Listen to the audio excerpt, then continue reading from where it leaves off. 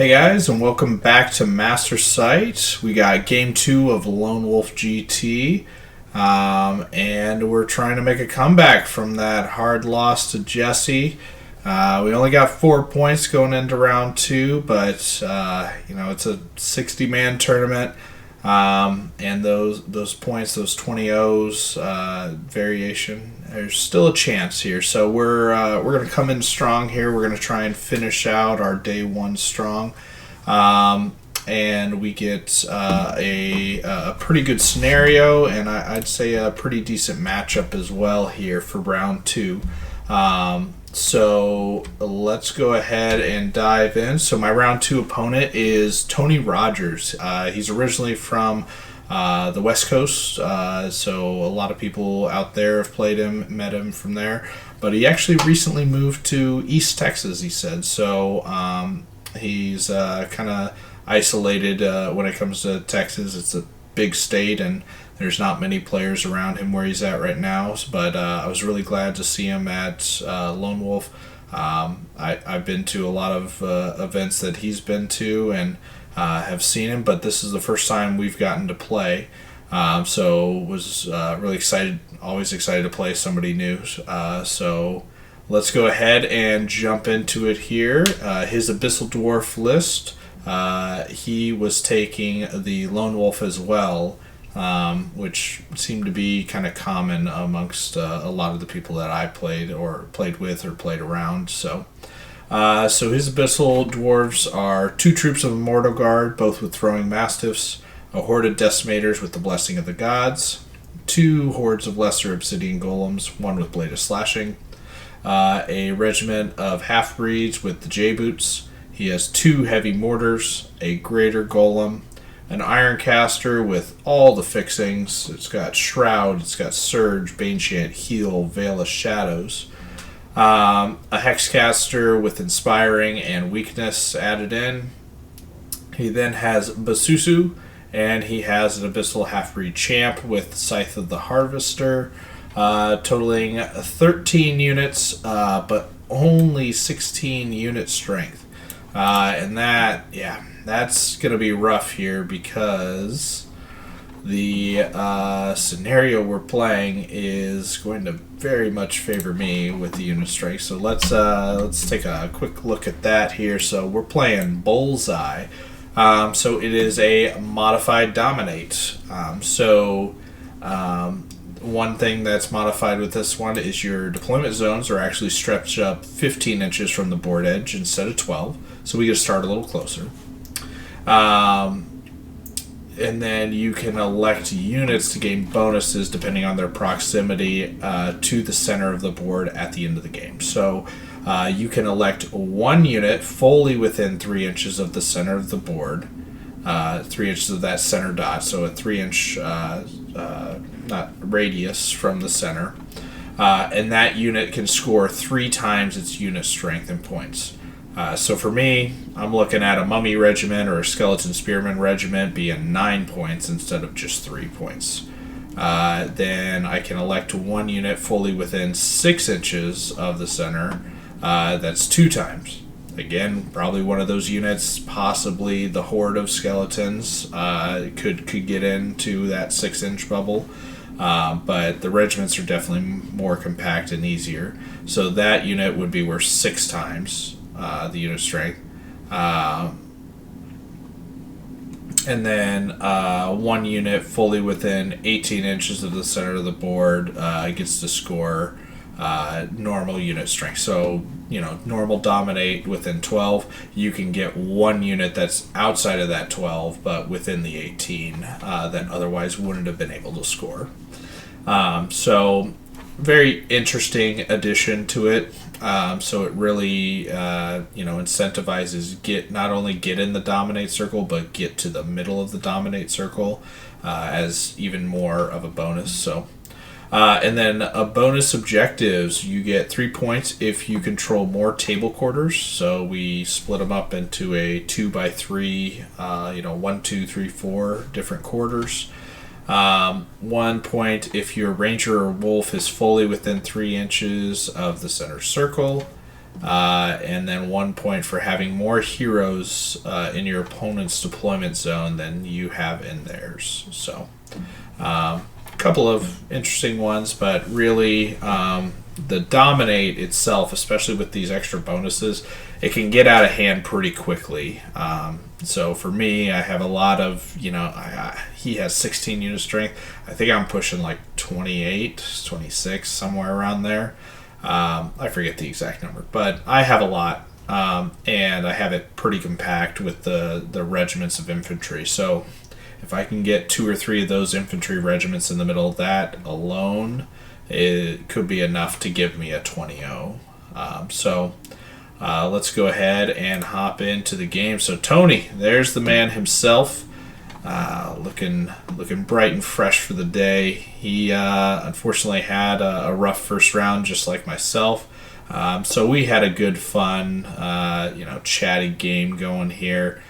We were having a good time, and there's a couple things that I just kind of felt bad for Tony. His dice weren't good in the first game, and they definitely did not wake up in this game either. So we came up to the table, and it was the terrain looked like this, and we said, all right, looks good for us. So we didn't actually deploy the terrain, but we got a building in the bottom left and the bottom right.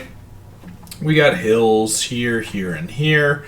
We got forests, one on the far left, 2 on the right.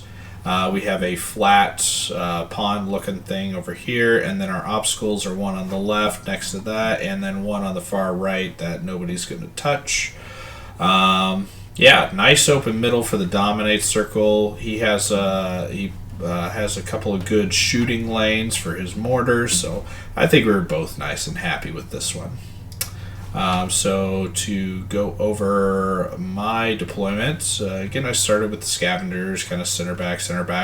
I identified, though, that the lone wolf was more valuable this turn, potentially as a war machine hunter and whatnot, as well as characters getting into the opponent's deployment zone is something I need to have at the back of my mind. So I found that the lone wolf was going to be more valuable than just a drop piece this time. So the lone wolf actually ended up out here. It was one of my last drops. I have mummy troop.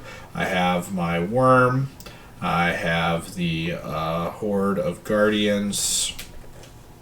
I have spear regiment, Shobik, mummy regiment with Sevic Ray and the soul snare behind. Horde of warriors, regiment of spears, mummy troop on the far right. My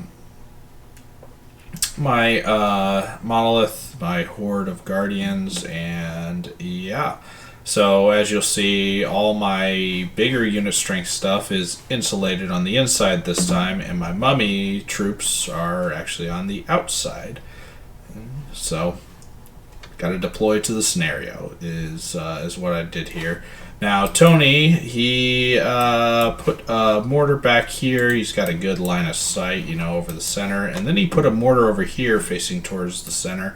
Again, good line of sight in between the hills here. He can even shoot past the hill this way. I have plenty of targets that he can see over the hill anyway if he wants. So, a couple good shooting lanes. He then has his lone wolf protecting this guy out on the left. He has double golem hordes. He has the big golem guy up front on the hill.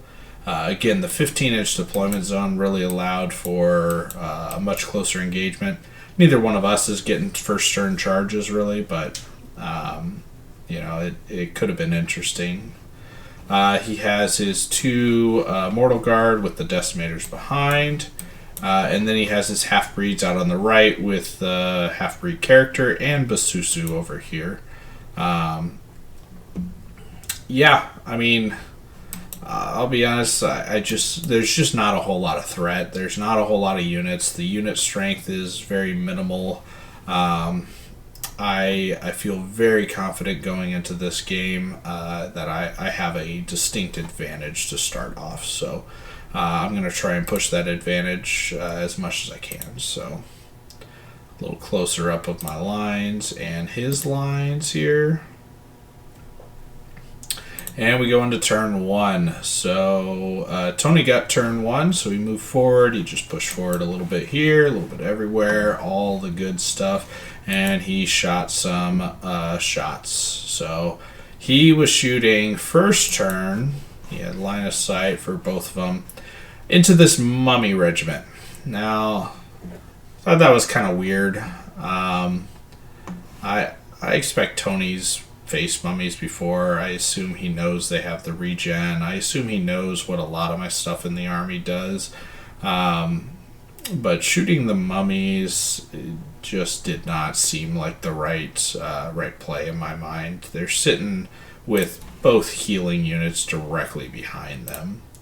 In Sebic Ray and the Soul Snare, which the Soul Snare is going to be able to hit something because he pushed up and because we have that further deployment zone. So I don't like the shots of the mummies if I were in his shoes, but he ended up taking shots. To be honest, no matter what he shot isn't great, but specifically a unit with regen I think was the worst of the options. So nonetheless, he gets a couple hits. He does several wounds. Like the first turn of shooting was really good for him. I think he did like 6, 7, 8 wounds with his mortars, and shattering on it too. And very great. But those wounds will not be left on there. So on my turn, I go ahead and move up. Obviously, I'm positioning to engage everywhere I want to get in combat. I want to close off this shooting a little bit. And then I also want to just remove unit strength. I'm perfectly fine trading a unit for a unit in this game, and I will come out ahead. So I moved up like so. I actually back up the mummy troops on the right because I wasn't able to get out of charge distance of the regiment, but I was able to get out of charge arc and distance of the characters. So he can take the regiment in. He has the J-boots, but he'll have to pop them because he's partially in the forest there. I don't expect to really live, but maybe I do. I'm setting up for a counter no matter what, and these enslaved guardians will munch on some half-breeds all day, whether it's the flank or the front. I go ahead and move forward in with the rest of the line using this as blocking, so we can't get any of the guys into the center here. So I've effectively feel like he has kind of self-isolated this flank, and I just helped with that as well. I go ahead and throw Shobik up as far as he goes. I throw these mummies up on the hill within charge range of this greater golem because, I come on in. I want him to come in. I'm actually a little bit afraid that I don't have enough punch on the left-hand side here for all the defense 6. But the worm being here, and I think the worm would have been possibly a better target for him first turn of shooting. But this worm is, threatening anything that comes into my line. So it is, close enough here. It probably is actually closer, but the models aren't great here. That if he comes in, I can jump over the line. I can pivot, surge into the rear. I have a horde of enslaved guardians that are looking at whatever wants to come in here. I just really am okay with this positioning at this point in time. And it's not even really a great guarantee to kill this troop. 12 attacks, hitting on 4s, wounding on 2s with vicious. That's definitely not a guarantee. So, and then another thing I did, which I think is a very key move over here, is I moved my scavengers from where they were here, pivot, move straight this way. I'm within 20 inches of this mortar, and I keep the lone wolf in my flank arc. So what this does is the lone wolf can charge me. He's going to be hindered over the obstacle. But if I'm not wavered, I'm still within 20 inches of this mortar. So I will simply just declare a charge on it. I will take the hinder charge. I won't take the -1 because he's in my flank. I can just move forward. And I'm going to try to shut down that shooting. And then I just nudge forward this unit as well. So if he does come in the flank, I actually do have some good answers because these Guardians are within range here, as well as obviously my own Lone Ranger being able to hit his. So I'm setting up a couple traps here, essentially, is the idea. Got to use some units to catch some others. A little closer on the left, a little closer on the right, and here we go into Tony's turn. And Tony says, you know what, waitin's for pansies. So he comes on in, and I appreciate it. So he comes into the flank there with the hindered charge. He comes into the mummy troop. He takes the half-breeds in. He takes the half-breed character into the spear phalanx. And then he just repositions Basusu as more of like a secondary answer option here. He had positioned Basusu behind this forest in such a way that it really did not have good options the next turn. I think that Basusu could have been played in a much more aggressive way, utilizing his speed to really get into key targets. And then he just nudged everything else forward. He brought the golems up onto the hill, but he's just going to throw some dogs and shoot this turn. So a little close-ups here, and then afterwards he killed the right flank mummies. Kind of expected, perfectly fine, and then reforms like so. Slave Guardians will come on in, welcome him to the party. And he does 4 wounds to the spear phalanx, which is pretty darn good. He has the rampage items, so that's about average then. But he does kill the troop of mummies with his giant, or the guardian, or obsidian golem. Yes, that's what it is. And it's really a beautiful model. He did a great job on this thing, and I think it looks amazing.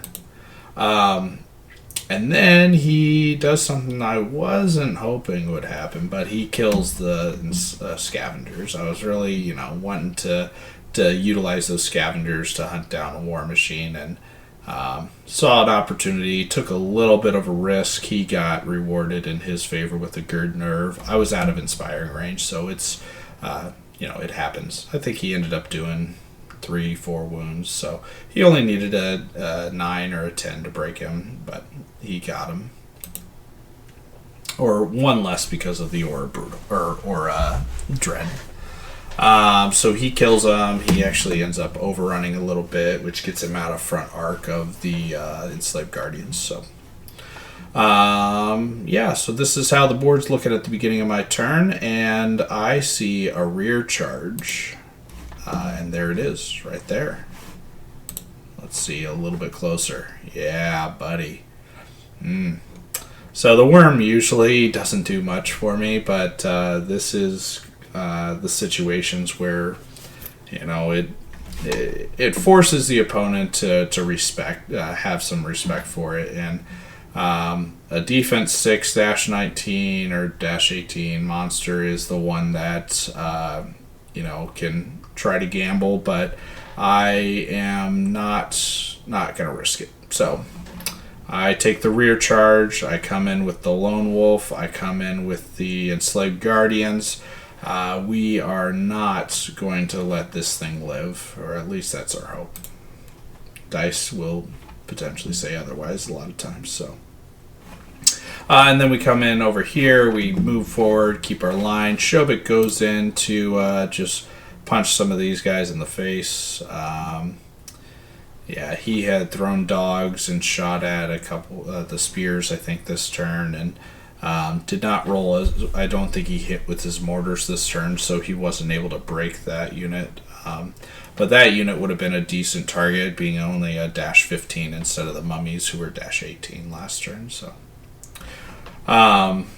Anyway, I do kill the greater golem, and I reform to face the other golems that are coming, and I'm positioned in such a way that he's not able to charge either of these two characters with those guys there.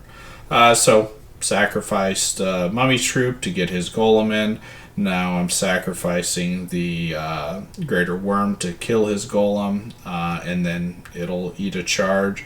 Again, when we trade pieces, I have more, so I should win. Soul Snare's been shooting these guys for a couple turns. Don't get the break. Shobik comes in and, does his Shobik thing. Dwarves are really low to the ground and hard to hit, obviously, so Shobik only did a couple wounds, and yeah, that just happens. It's okay, bud. But Enslaved Guardians and Abyssal Half-Breeds are about the same height, so they decapitate them. And we reform like so. And we did a couple wounds, so we got a life leech back over here. We're loving life. So, end of our turn. 2. So, top of 2, or bottom 2 going to Tony here. Or, I lied. I was bottom 2. Top of 3 going to Tony here. And he comes right on in. I didn't get a picture before, but he comes into the big worm and he picks it up. So I just ended up moving the guy out of the way. This is before his reform, so we'll see a little bit better picture here. But on the right flank, he brings Basusu in with the other character, trying to take out spear phalanxes, but spears are getting their usefulness here. We're phalanxing him pretty good, a flyer and a cav character, so yeah, he got some regen off over here.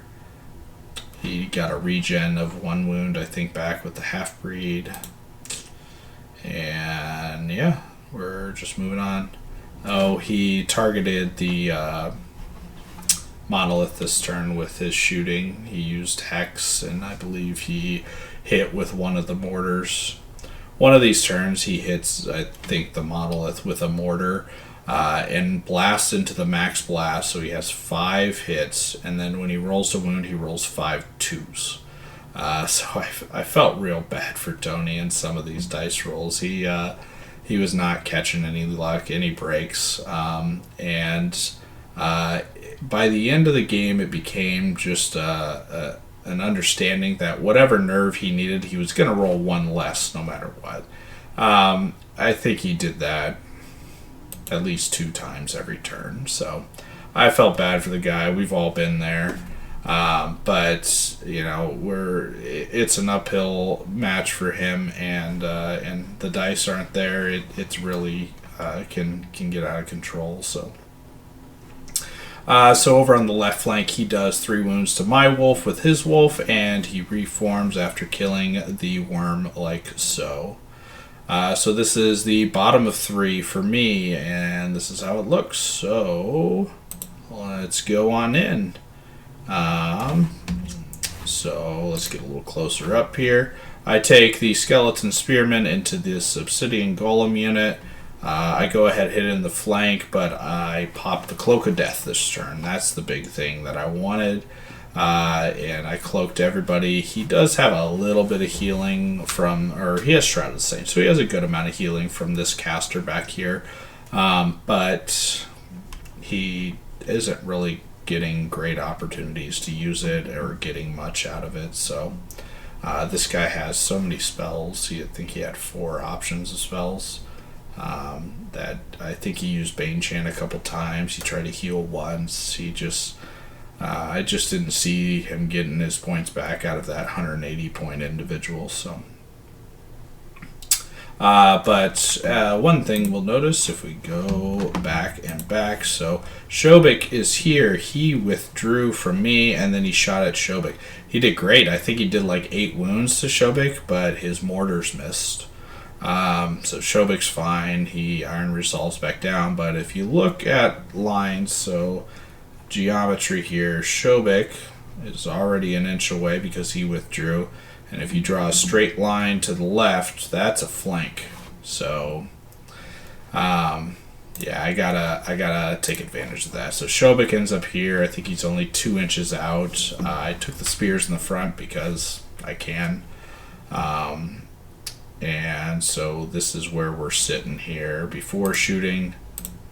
And over here we took a flank charge on Basusu and front charge Basusu.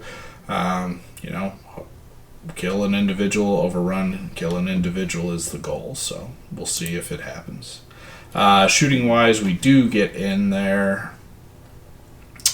Soul Snare, I forget what Soul Snare hit. I think maybe this troop. I tried to pick them up outside of combat, or no, they had one from the Cloak of Death. Soul Snare probably didn't do anything this turn. Not great targets. So, so this is what it looks like on Tony's turn. So I do kill this this horde between the Cloak of Death, the Brutal, and then Shobik in a flank. Get a couple wounds from here. I was able to get enough out there to pick up the horde, which again is really great because at the start of the game and looking at this left hand side of the table, I did not have enough to deal with 3 defense 6 units. So I'm in a much better position here because of this. I killed the individual, turn to face, he comes in. I whiff on Basusu. I think I did like 4 wounds to Basusu between these 2 units.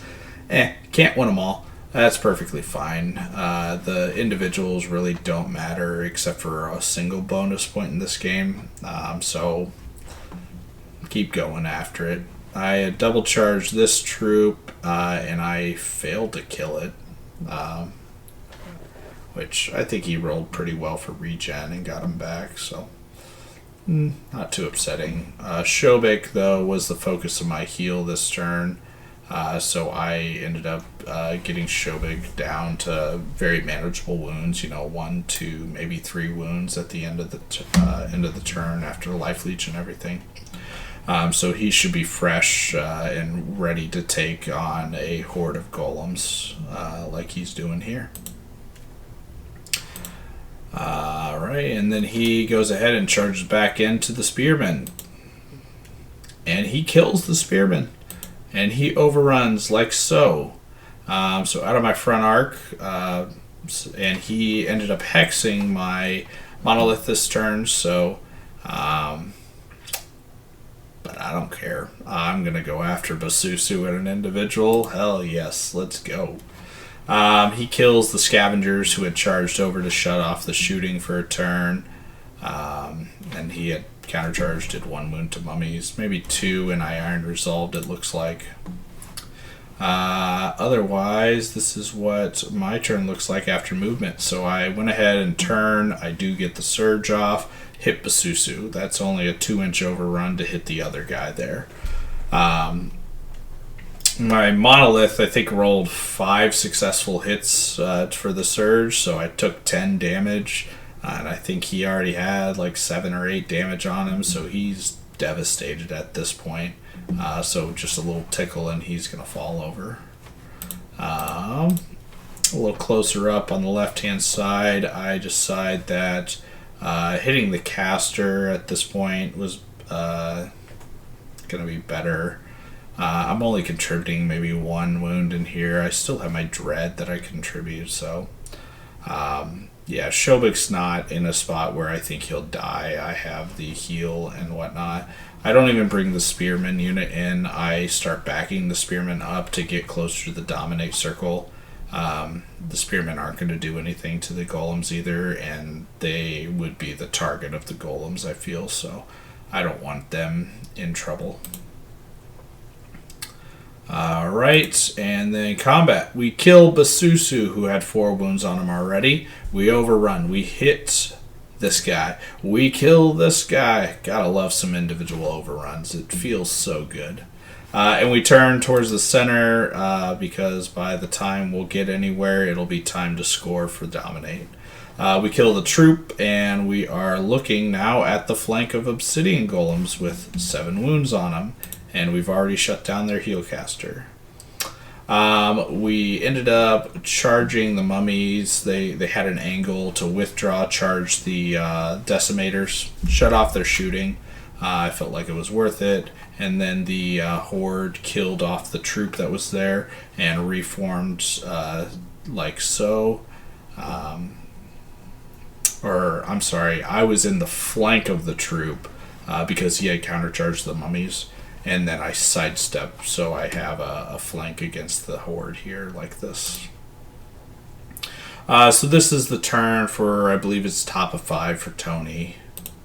And his shooting picks up the monolith. Everything else was just counter charges, pretty simple. There's not much left here at this point. But Tony does it again. I think I just laughing every time. You need an 8, Tony, he rolls a 7. All right, you need a 5, Tony, he rolls a 4. It was just one after the other after the other. One time I even tried to trick him. I said, okay, you need to roll a 9. He actually needed an 8, so I was seeing if it would work. Now he rolled a 7, and it still didn't work. And I was like, your dice just know. So going into the cleanup turns, we got the flank on the Obsidian Golems, Shovik back in the front. We go in to finish off the character. We got a flank on the Horde. We're just in everywhere all the time, and everything's dead. Bottom of turn 5. So this is where Tony and I call it. I've gotten all the points that I could possibly get. With the center, I believe, being somewhere around here. One of these or maybe it was closer to here. One of these units was within 3 of the center. The other was within 6, so on. So I had plenty of unit strength, and I could easily have brought in another 3 here, another 3 there. So I had the unit strength, even without some of the bonuses, to be able to pull the 20-0 in this situation. So, I think it was a very good scenario for me. Dominate's always good, but dominate where you score extra for being in this closer to the center, that's just gravy on top for my army. Tony's army, I think, is one of the toughest, or the one that's going to struggle against scenarios like that with only 16 unit strength. So it was really a tough matchup, I think. And I got the dice in my favor too. So a couple different rolls. This looks a lot closer, and maybe it's not a 20, maybe it's closer to a 16, 18 point win for me. But in order for it to be anything lower than that, there was going to have to be a lot of things going Tony's way. But Tony played perfectly well, and I had a blast. We were laughing at everything that happened by the end of the game here, and he was just a really, really fun dude to play against, and he wasn't taking anything too hard. We were trying to keep it light and friendly. So I really appreciate you, Tony, and had a lot of fun, and I hope to see you at some other events here, and maybe we'll get to play again. So in the end, we did get the 20-0, so we're sitting at 24 out of the possible 40 points here. So we're sitting, middle, slightly upper middle of the road probably now after 2 games. So, good bounce back. So we're going to have a pretty tough opponent in the next game here. So stick around and watch Game 3 of Lone Wolf on the next episode. We will see you guys next time.